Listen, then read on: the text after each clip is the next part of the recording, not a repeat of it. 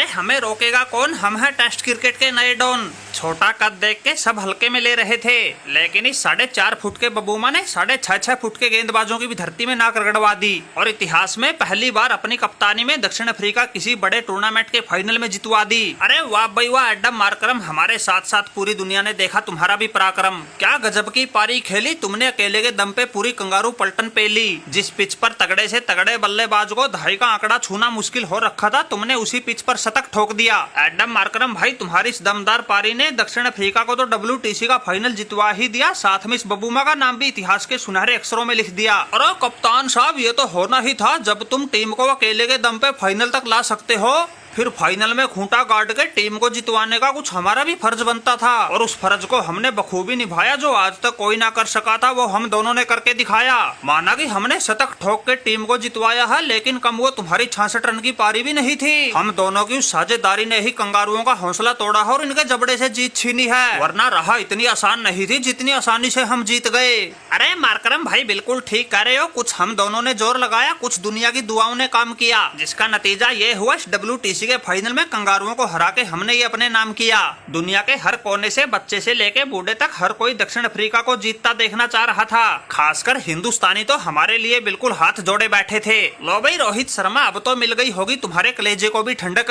जब पहली पारी में इन कंगारुओं को थोड़ी बढ़त मिली थी, जब तुम भी घबरा गए थे, लेकिन मैंने तो तब भी कहा था रोहित भाई दिल छोटा मत करो, ऐसा पलटवार करूंगा इन कंगारुओं की पीढ़ियां याद रखेगी। अरे वाह भाई वाह बबूमा उस्ताद मेरे लंगोटिए, यार तुम्हारी पलटन ने तो सही में कर दिया वही पलटवार। हमें तो भाई सही में डर लग रहा था कहीं हमारी तरह तुम भी इस फाइनल में न जाओ हार, लेकिन तुम्हारी सूझबूझ भरी पारी ने और मार्करम के पराक्रम ने इन कंगारुओं को आखिरकार चित कर ही दिया। क्यों भाई, पैट कमिंस अपनी कप्तानी पर बड़ा इतरा रहे थे, मैच शुरू होने से पहले मन ही मन बड़ा मुस्कुरा रहे थे। अब क्यों मुंह लटकाए बैठे हो, छोटे डॉन को हल्के में लेना भारी पड़ गया। पूरी दुनिया एक ही बात कह रही थी, जिस टीम में मिचेल स्टार्क, हैजलवुड और पैट कमिंस जैसे तेज गेंदबाज हो, उनके सामने बताओ दक्षिण अफ्रीका के बल्लेबाज कैसे टिकेंगे। लेकिन हमारे लंगोटिए यार के शेरों ने तुम्हारे सामने टिक के ही नहीं दिखाया, बल्कि तुम्हारे गेंदबाजों के घमंड को भी चकनाचूर करके दिखाया है। अरे रोहित शर्मा भाई, कह लो कुछ भी कह लो, तुम्हें मौका मिल गया। ये तो इन चौकरों का पता नहीं कैसे तुक्का लग गया, वरना तुम जैसों को तो हमने कई बार घुटनों के बल चलाया है, और इस मैच में भी उस मार्करम और इस बबूमा का खूंटा गांठ खेल ही काम आया है, वरना बाकियों को तो हमने कुछ समझने सोचने तक का मौका नहीं दिया था। ये तो इनकी किस्मत काम कर गई तो बात बन गई, वरना घोड़े से कभी गधा नहीं जीता।